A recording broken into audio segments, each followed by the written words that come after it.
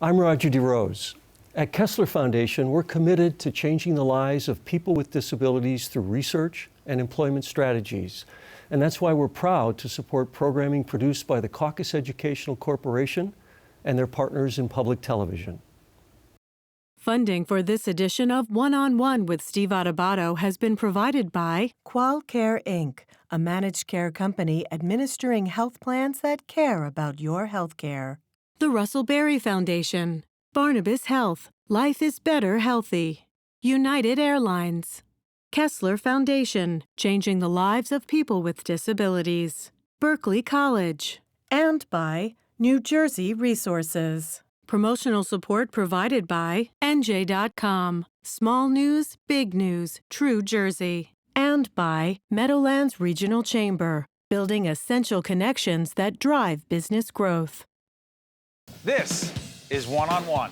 I'm an equal American just like you are. The jobs of tomorrow are not the jobs of yesterday. Look at this. You got this? Here it is, man. Look at that. Life without dance is boring. When you first heard that they were doing Charlie Rose and Gayle King, didn't you go, what? Do you enjoy talking politics? No. People call me because they feel nobody's paying attention. Our culture, I don't think, has ever been tested the way it's being tested right now. That's a good question. High five. Hi, Steve Adubato here at the St. Gerard Feast at St. Lucy's Church. The band is playing. The saint has come out. People wait for hours for St. Gerard to come out of this church. All the money that is raised over the several days of the Feast of St. Gerard goes to support this beautiful church. We're going to try to get inside, show you St. Lucy's Church. We're talking to people about why they come back, who these people are. People are from the old neighborhood. It's called the Old First Ward. It's a special place. My parents grew up here. My grandparents who came from Italy, they settled here. Thousands of people from Naples, from other parts of Italy came here. This is an unbelievable feast. We're going to be talking to the people from the Old First Ward, from St. Lucy's at the beautiful Feast of St. Gerard. Father Tom, for those who really may not appreciate the religious piece to this, I mean, people are coming here, they get sauces, they get zapoli, they get all kinds of great things at the feast, but the religious piece of this is powerful at St. Gerard. Talk about it. It's, I think, the most important aspect of this feast, and just today I was talking about spirit and memory and how the spirit and memory of our ancestors brings life to a neighborhood that's no longer here, and this beautiful church was always at the center of the life of this fifth largest Little Italy in the United States. And we have the National Shrine of St. Gerard, who's the patron saint of mothers and their unborn children. And people come here, and once a year, especially on the Sunday, people relive and rekindle what the Old First Ward was like here for Italians living when the immigrants came here for the first time and brought that devotion from Italy to the United States, and it officially began here in 1899. We've talked to so many people, all ages, from all over the country. It's a powerful, emotional feeling, isn't it? I believe that it's a pilgrimage of the mind, the heart, and the soul. And all of that combined helps to rekindle and bring back to life the spirit and the memory of our grandparents and great-grandparents who started this in 1899. It's so powerful that when you walk into the church, you could actually feel their presence because the church is ageless and timeless. And what takes place in there back in 1899, we still continue those very same traditions and customs today, even at the feast now, over 100 years later. By the way, you may hear that singing. That's actually Father Luigi singing right now. Father Luigi loves to sing, doesn't he? Yes, he's a great singer. I'm not a good singer, but this is one aspect of the feast that he loves to really get out among the people and sing with his heart and soul. This is a little bit different from San Gennaro in New York, isn't it? Personally, I think that feast is a little too commercial. This is a more religious devotion of people where right from the very beginning, it was always that way. It's not about a parade, it's about a procession and taking the saint out in a neighborhood that once was alive with the people who are actually the ancestors who actually knew St. Gerard back in Italy. You know, one thing about the St. Gerard feast here at St. Lucy's is you can guarantee you're going to run into old friends. And Steve Delaval is a guy from the neighborhood I grew up in. He was one of my role models growing up. What brings you back, Steve? I come back to see my old friends. Are you kidding me? I parked about 8 miles away. This place is packed. Yeah, just to see all the guys again, it's just great, you know, and to see you is great. Every year, I don't miss it. I come every year. Why? Other than to free see friends, St. Gerard means what to you? It just means my whole life. I grew up right up the street, and I went to school around the corner. You know, we hung out down here. You know, when the projects were here. You know, we ate submarine sandwiches across the street. You know, just great. Brings back great memories. This neighborhood's changed a lot. The Italian Americans who lived here, the Italians who came here from Italy, mostly from Naples, as Steve well knows, that was the part of Italy. By the way, why is it that, Steve, so many of the Italians came from a very small, they call it Paese, that section of Italy? Why so many from that area of Naples?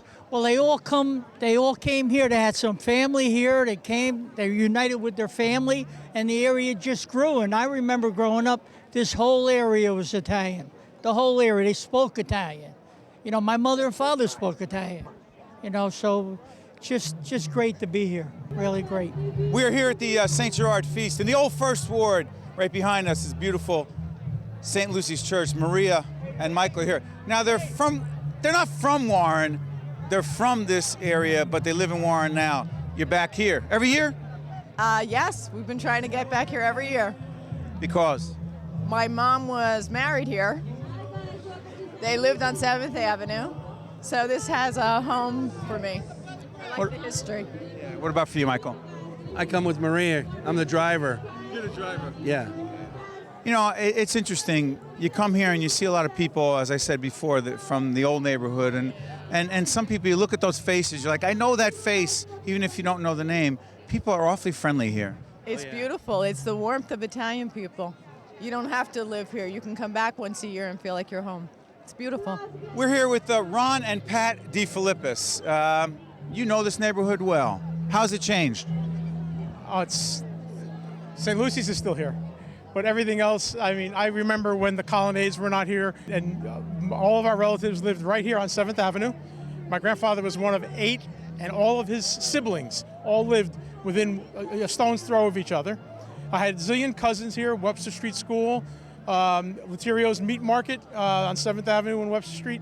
Everybody was here, and then when urban renewal came in, and the colonnades, I believe, were built, and then the Columbus homes came in, all of our homes were taken from our grandparents. The federal government took those homes. Correct, and they relocated people, and we wound up in the Vailsburg section of Newark, on the corner of South Orange Avenue and Chelsea Avenue, 2 blocks up from Vailsburg Park, and so they basically scattered the family. Let me ask you this, from your perspective, do you grow up here too? No, I didn't. Where'd you grow up? I grew up in upstate New York, Gloversville, an hour north of Albany. What's it feel like to be here?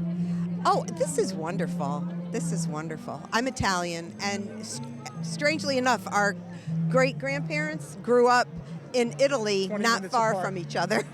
What part of Italy? In my grandparents were from Formicola, and mine Italy. were from Rocco Mondolfi in the Campobasso section. By the way, it's hard to tell on camera here on public television in Fios where you're watching us. It's cold. It is cold. The sun's not out, but people keep coming back no matter what the weather is like.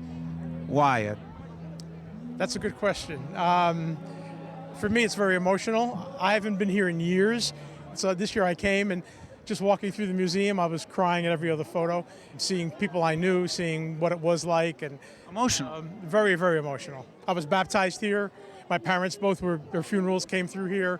My grandparents, I was an altar boy here for my great-grandmother in 1964 when she was buried. So it's very, very, very emotional. There's only one place you can come and have Dennis Adams come up to you and say, hey, you're Steve Adubato from Highland Avenue. When you came to the neighborhood, I think we harassed you. You were the little kid. Yeah, we were the big guys. You were the little kids, so. You had to be harassed when you came to the neighborhood. Exactly. Right? You did well, right? You passed the test. You did. By the way, explain to people why you kind of had to pass a test in this neighborhood growing up. It was a neighborhood. It was Newark. Come on, you know. Okay, it wasn't going to be easy. Why do people keep coming back to this extraordinary feast of St. Gerard at St. Lucy's Church? A family tradition. You know, my grandparents, immigrants, lived on Cutler Street. My parents got married here. My daughter got married here just 3 years ago. So tradition coming as a toddler, as we all did, following St. Gerard, following the feast, and just great Italian family traditions. Let me ask you this, Dennis.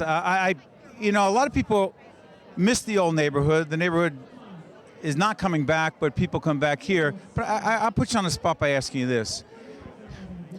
Why do you think the old neighborhood could never be the way it was? It was a magnificent place to grow up in. I feel for my children that they did not grow up in that environment. We grew up in a suburb.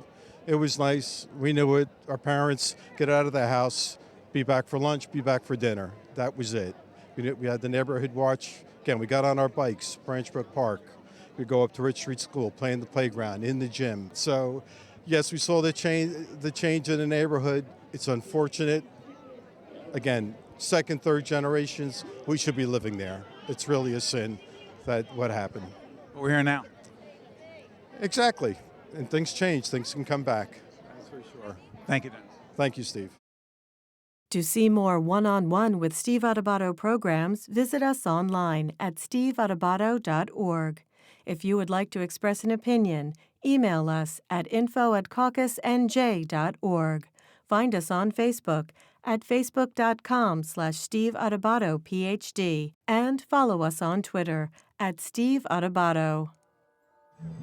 Steve Adubato right in front of St. Lucy's Church. The saint is about to come out in just a little bit. Tell everyone who you are. My name is Joyce Laterio. And who's this guy next to you? Is that? Yes, he's my husband, Ed. You guys have been coming back to the feast for a little bit. Now, you're from Rich Street, a few blocks away, right? Exactly. Keep coming back. Why? Just to see the old kind neighborhood guys. I mean, it's very few times you see people outside of a funeral today, you know, from the old neighborhood. So we come down every year now, you know, just to see the guys that we used to grow up with, you know, and a lot of things have changed, a lot of heartaches that you see as you're driving in here. But, you know, it's still home, no matter what. I'm going to take a shot. I grew up in this neighborhood. I'm taking a shot that you did not grow up in this neighborhood. Yeah, that's exactly right. Eddie, how did I know that, Ed? Yeah, I don't know why. However, coming here, I said to him, I said, you know what? I wouldn't mind living here. He says, oh, way back when, maybe you wouldn't. He says, but, you know, I said, it's changed. Like it's, yeah, but it just seems so, I don't know, like old neighborhood. And, I mean, not from being from this area, I would love just to be here all the time. It's just... Yeah. You're not offended that I sense that. No, I can imagine that. No, I brought him up to the country, but we keep coming down here. Where were you born and raised? I was born and raised in Pompton Plains. Oh, Pompton Plains. It wasn't Pompton Plains. Not exactly like this particular section of Newark. Would you say that, Ed? I would. Not exactly like the North Ward, the old First Ward of Newark. Not exactly the same. Oh, not at all. Not at all. I keep on telling our family used to have a butcher shop down here on 7th Avenue. Is that right? And when I was a kid coming down here, it was the feast from the top of 7th Avenue all the way down to Broadway. You know. Describe that for people. There's no subscribing to it. I mean, it's ridiculous how things have changed over the years. I mean, you just walked all night long. You know, you follow the saint for 3 days. Describe the following of the saint and why. By the way, virtually all the money for St. Lucy's Church is raised around the 3 or so days that the St. Gerard feast goes on from October the 16th. What was the feast like back in the day? The thing that got me when you used to follow the saints, all the old timers used to walk with no shoes on. Do you remember that? That was to show their dedication. Right. Exactly. For years, you know, we saw that all the old timers, and then slowly things like that bleed out. So we enjoy coming down here with our kids too, because it's giving them a little bit of the heritage from what we grew up with.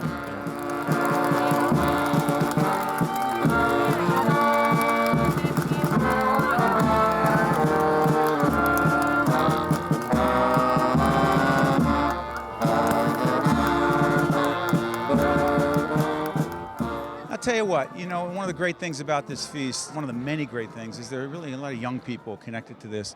And your mom has been devoted to St. Gerard for a long time. How'd she get you connected to it? she would always tell me the story about how when I was born, or when my mother was in labor with me, there was a complication and she decided to pray to St. Gerard at that time as well. And after that, everything went perfect. The pregnancy, the labor, everything was beautiful, and here I am. So she calls me her miracle baby. What does that mean to you? It's tremendous. You know, it really is. It's powerful to keep coming back here and continue to say thank you to St. Gerard. And, you know, for me being here, for my mother's health, for my grandmother's health, and my whole family, and all of us that are here. You know, that everybody stays strong and continues this tradition honoring St. Gerard. It's funny, talking about continuing the tradition, this other guy with you, this young guy, is part of is it a youth committee that we're talking about? St. Gerard Young Adult Committee. Tell everyone who you are and why you're connected to this. My name is Michael Grillo, and I'm with the St. Gerard Young Adult Committee, along with Anthony and a few others of us. We find it very important that the youth remain involved in this beautiful tradition. As you can see, this is a feast like no other. It's so rooted in religion, and when you hear all the women who couldn't get pregnant and they say that St. Gerard is the reason that they have children, you see them come back with their children after they couldn't have a baby the next year. It's just a really wonderful feeling, and it's what we want to keep going for the future generations. You know, for a lot of folks who watch us over in New York, they'll talk about the San Gennaro feast down in Little Italy. No disrespect. This is different because... And you're shaking your head while I was saying that. I agree. I mean, this is a feast rooted in the religious side. It's spiritual. When you come here, you see... I just spoke to a lady before whose daughter couldn't get pregnant for years, and last year she came here from Brooklyn and prayed to St. Gerard, and she came today, and I had to put her picture of her grandson on the board in there because she was able to have a grandkid. And you hear those stories every year. Every year you hear more of them. And we get stories from as far away as Australia. People call in and say, thank you for the handkerchief. Thank you for what you gave us. By the way, tell folks what a handkerchief means when it comes to St. Gerard. That handkerchief means a lot. He was connected to a handkerchief. Yes. The story goes that when St. Gerard was walking down the street, he dropped a handkerchief, and a young girl came and picked it up and said, Father Gerard, you dropped your handkerchief, and he told her, hold on to it. You keep it. You keep it. You may need it. Hold on to it. And when she was in labor, things were going very bad. She grew fever. She grew ill. Things were not looking good, and she called for the handkerchief. And after that, everything was great. The baby was healthy. She was healthy. And ever since then, the tradition goes that if somebody is pregnant or wants to become pregnant, you get that handkerchief that's blessed with his relic, and everything will go well. We're here with the beautiful Tracy Strumolo, who came up to me and did not want to be on camera, but I would not let you go because I wanted to understand exactly why you come to this feast. It's all about family and love and tradition. I come up all the way from Monmouth County every year just to come up here to meet family and friends, and everyone here is like family anyway. You believe in St. Gerard, don't you? Yes, I do. Because? It's all about faith, and it's all about your upbringing and what you believe in and what you're raised with, and you have to believe in something that you can't really see or feel. It's just something within, and that's what I believe. It's always with you, and it's always going to be with you no matter what. You have to believe. You have to have faith. You got to believe. You know, I've been coming to the St. Gerard feast since I was a little boy, and it's very rare that you actually meet someone who has come to the feast for the first time, but Sister Antonia is here for the first time, and I find that hard to believe, but friends invited you here. Why is St. Gerard Mayala so special? Well, I've been praying to him many times for people who want to get pregnant, and he's the saint to do that, to help bless people and bless their marriages with families. So it would be very natural that I come here. Sister, for people who they say it's just science and saints aren't anything you should be believing in, you say? I would say, have you tried to pray and see what the outcome can be? I know no one can give you faith, but if you really desire, if you really trust, God can work wonders and miracles in your life. I'm here with my friend Linda Cesario. Linda grew up on 15th Street, technically not even in Newark. It was in the Empire section of Bloomfield. She always wanted to be a Newarker, but always keeps coming back to this feast because? It's a tradition. generations before us came here, and the newer generations are here. And it's the church and it's this feast that actually brings, it's like a magnet. It's the most amazing thing that this church still has such a hold on people who have left this neighborhood many years ago. It just draws us all back here together. And the saint, he has done wonderful things for many women in trying to conceive. The prayers to Saint Gerard never go unheard. To see more one-on-one with Steve Adubato programs, visit us online at steveadubato.org. If you would like to express an opinion, email us at info@caucusnj.org. Find us on Facebook at facebook.com/Steve Adubato PhD, and follow us on Twitter at Steve Adubato. Look at these two smiling faces. Maybe it's because 3 years ago, Kirsten and Rob were married right here at St. Lucy's Church. Of all the churches you could have gotten married in, why St. Lucy's? It's a very important part of our family. St. Gerard plays a very important role in our family, and I mean, if you've ever seen inside, It's extraordinary. Tell folks what it's like. it's picturesque. Very similar to the churches that you actually see in Italy. So that was also awesome, and it's just gorgeous, and you just have that feeling when you step inside that you're close to God, and it's why you get married in church. It's wonderful. What was that day like, Rob? The church was as beautiful as my wife was that day. I mean, it was really special. The first time I saw this church from the outside, it's beautiful. The neighborhood is Newark, but then when we walked in, it was just like awe-inspiring. I could not believe what I saw once I opened those church doors. It was really gorgeous. And the other thing is, somebody told me that Father Luigi actually did your marriage, the Mass, partly in Italian. Yes, and a lot of his family is Staten Island. Brooklyn. Staten Island, Brooklyn. What were the Staten Island, Brooklyn crew thinking when they came here to Newark? Well, you know, it was just like growing up in Canarsie, I guess, and my family's Sicilian. So as soon as Father Luigi started speaking Italian, they all kept going with the Italian language, and it was unbelievable. You could hear it on our video that they just kept fluently speaking with Father Luigi. For those who may not appreciate or understand why St. Gerard is so special, or say that's kind of weird, a saint, patron saint of motherhood, and you say? Not only is he the patron saint of expectant mothers, but also miracle children as well, which I think is huge for those who you unfortunately hear it more and more often, people having trouble having children. So he's also the saint to pray to for that as well. We're here with Rosalia, Joe, and Alessia, your beautiful baby. This is your baby's first feast of St. Gerard, is it? That is correct. Yep. Not yours? No. My first. No! Is it really your first? It really is my first. Explain to folks, Rosalia, what makes this day so special, particularly because you have a new baby. Oh, you're going to make me cry. I didn't mean to, I'm sorry.